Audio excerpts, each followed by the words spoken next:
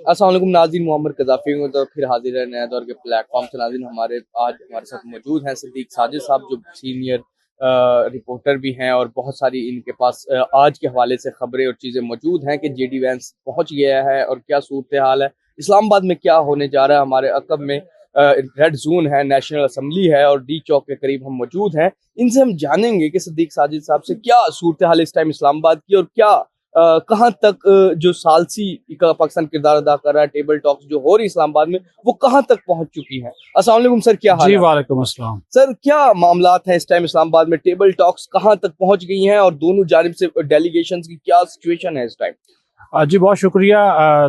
जो अमेरिका और ईरान के आला सतह के वफूद हैं इस वक्त इस्लामाबाद में मौजूद हैं। जिस तरह आपने बताया कि ये रेड जोन का इलाका है और इस रेड जोन में ही वो 3-4 मकामात तजवीज़ किए गए हैं जहाँ पर ये मुलाकातें होनी हैं और बातचीत होनी है। अब से थोड़ी देर पहले जो अमरीकी नायब सदर है जेडी वैंस, उनकी सरबराही में आला सतह का अमरीकी वफद पहुंचा है, जिसमें सदर ट्रंप के दामाद जेred कश्नर शामिल हैं और उसके साथ साथ उनके खुसूसी एलची स्टीव विटकॉफ जो है वो शामिल है और उनका भी बड़ा पुरतपाक इस्तकबाल किया गया हमारे नायब वज़ीर आज़म इसहाक डार और chief of army staff field marshal Syed Asim Munir की जानब से। और उसके बाद जो है वो वहाँ पर जो है वो चले गए हैं इस्लामाबाद में, वो क़याम करेंगे और थोड़ी देर के बाद फिर उनकी मुलाकातों का साइडलाइंस मुलाकातों का सिलसिला शुरू होगा। लेकिन उससे पहले एक डेवलपमेंट होने जा रही है, जबकि आपके साथ गुफ्तगू हो रही है इस वक्त वज़ीर आज़म हाउस में जो ईरानी वफद है वो वज़ीर आज़म शहबाज शरीफ के साथ मुलाकात कर रहा है। और उस ईरानी वफद की चूँकि ये पहले तय पाया था कि पहले जो वफूद हैं वो आपस में बात करने की बजाय पहले अलग अलग जो है वो साइड लाइन पर वज़ीर आज़म शहबाज शरीफ से मुलाकातें करेंगे।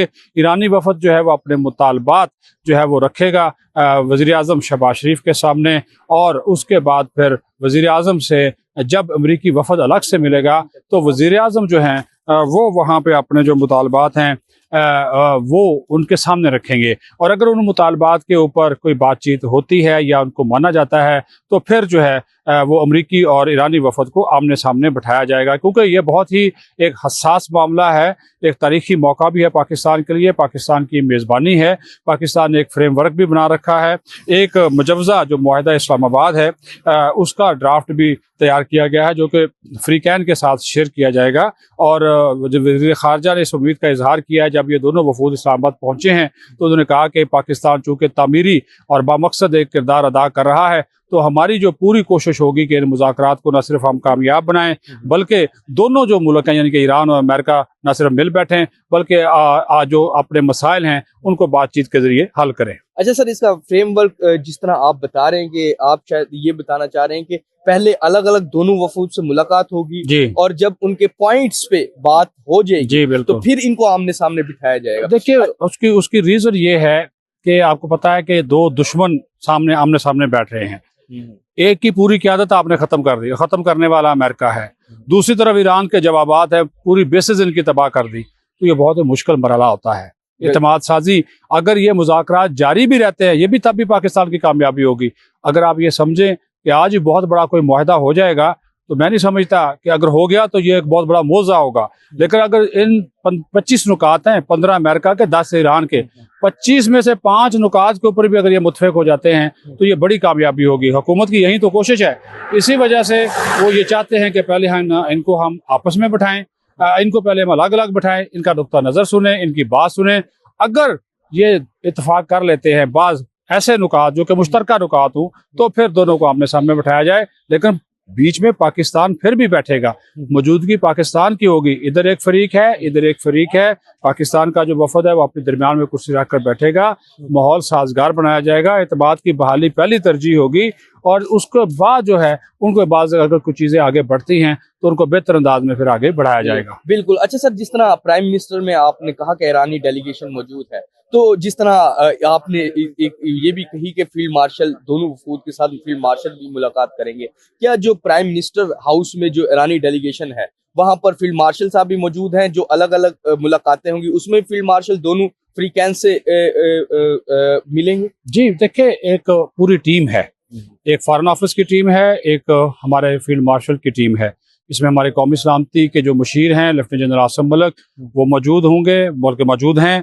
और ये सिविल अस्करी की क़यादत है اس میں بھی جو اس سائڈ لائن کی جو میٹنگز ہو رہی ہیں وہ وہاں پر موجود ہیں. اسحاق ڈار ہیں, وزیر اعظم ہیں, آرمی چیف ہیں, قومی سلامتی کے مشیر ہیں, اور پھر جن کو وزیر اعظم چاہیں گے وہاں پر وہ موجود ہوں گے, کیونکہ وفد تو 70 رکنی ہے ایران کا, اور ادھر اگر آپ بات کریں تو یہ تو 3 ہمیں نظر آ رہے ہیں نا, تو جو مین 3 ہے, لیکن ان کا جو امریکن وفد ہے وہ 200 سے 300 لوگوں پر مشتمل ہے.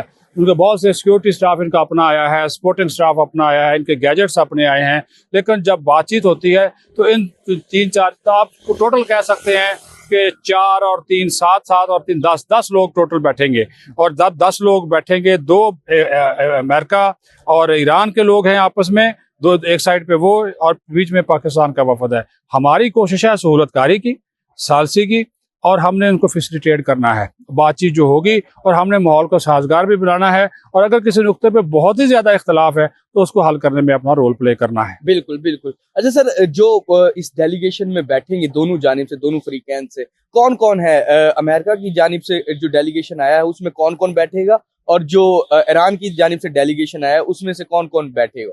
جو امریکہ کی جانب سے تو جے ڈی وینس اس کی سربراہی کریں گے, ساتھ ان کے وٹکاف ہوں گے, ساتھ ان کے جے ڈی کشنر ہوں گے, اور اگر زیادہ ضرورت پڑی تو پاکستان میں جو قائم مقام امریکی سفیر ہیں نتالی بیکر, ظاہر ہے اس کے کچھ پوائنٹس بھی لیے جاتے ہیں, منٹس بنائے جاتے ہیں, تو ان کو بھی بلایا جا سکتا ہے. ایران کی جانب سے ان کے جو اسپیکر ہیں باکر کالیباف وہ ہوں گے, وزیر خارجہ عباس اراغچی ہوں گے, ان کے جو ان کی جو نیشنل سیکورٹی کونسل کی ایک ٹیم ہے ان کے سیکرٹری ہیں, اور ان کے ایرانی بینک کے مرکزی سربراہ وہ بھی اس میں شامل ہوں گے. پاکستان کی جانب سے وزیر اعظم ہیں, اسحاق ڈار ہیں, فیلڈ مارشل ہیں, اور ہمارے قومی سلامتی کے جو مشیر ہیں لیفٹیننٹ جنرل عاصم ملک وہ موجود ہوں گے. جی بالکل بالکل. اچھا سر, آخر میں یہ پوچھنا چاہوں گا کہ کون سے نکات ہیں, نکات کی تو لمبی فہرست ہے, دونوں جانب سے مین کون سے نکات ہیں جن پر زیادہ ڈسکشن ہوگی, زیادہ جن کو مین ہائی لائٹ میں رکھا جائے گا؟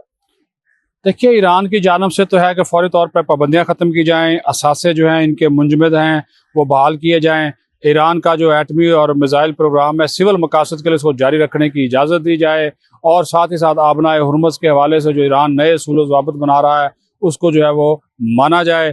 لبنان کے اوپر فوری جنگ بندی جو ہے وہ کی جائے, یہ ان کا ایک بہت بڑا مسئلہ ہے, اور ساتھ ہی ساتھ انہوں نے کہا کہ ایران کو ہرجانہ بھی ادا کیا جائے اس جنگ کا جو نقصانات ہوئے ہیں. امریکہ کی جانب سے ہے کہ ایران ایٹم بم نہ بنائے, یورینیم افزودہ مت کرے, آبنائے ہرمز کو جو ہے وہ اس پہ ٹول ٹیکس کی وصولی نہ کرے. امریکہ کے جو بیسیکلی جو مطالبات ہیں کہ ایران یورینیم افزودگی نہ کرے, یعنی کہ ایٹمی ہتھیار نہ بنائے. دوسرا وہ ان کا موقف ہے کہ ایران جو کہہ رہا ہے کہ مشرق وسطیٰ سے ہمارے اڈے ختم کیے جائیں, انہوں نے کہا جی اس کے اوپر جو بات چیت ہو سکتی ہے, لیکن فی الحال ہم اس کے لیے تیار نہیں ہیں. تیسرا ان کی جانب سے کہا گیا کہ جتنی بھی ایران کی پراکسیز ہیں, جس طرح یمن میں ہیں یا کسی اور جگہ کے اوپر ہے, ان پراکسیز کو جو ہے وہ ختم کیا جائے. تو اس کے اوپر جو ہے وہ زیادہ تر بات چیت وہ ہوگی, لیکن آبنائے ہرمز بھی وہ جس طرح میں نے آپ کو بتایا وہ کہہ رہے ہیں اس کو بغیر کسی رکاوٹ کے کھولا جائے. تو یہ تمام تر وہ ایشوز ہیں, یہ موٹے موٹے میں نے پوائنٹ بتائے, باقی جو ہے وہ ثانوی چیزیں ہیں, لیکن یہ میجر 5-7 پوائنٹ ہیں جس کے اوپر اگر اتفاق رائے ہو گیا تو بات آگے بڑھ سکتی ہے. بالکل جی. تو ناظرین, جس طرح صدیق ساجد صاحب ہمارے ساتھ موجود تھے, اور جو ابھی اس ٹائم اسلام آباد کی کرنٹ سچویشن ہے جس میں فیلڈ مارشل ہیں, ہمارے وزیر اعظم ہیں, اور اسحاق ڈار صاحب ہیں, ان تمام جو چیزیں ہو رہی ہیں ان پر صدیق ساجد صاحب نے ہمیں بتایا ہے, انالیسس دیا ہے. امید ہے یہ فی الحال کی جو کرنٹ سچویشن ہے اس میں بڑا امپورٹنٹ یہ انالیسس ہوگا اور آپ کو پسند بھی آئے گا. فی الحال کے لیے ناظرین, نیا دور سے محمد قذافی کو اور صدیق ساجد صاحب کو اجازت دیجیے. خدا حافظ.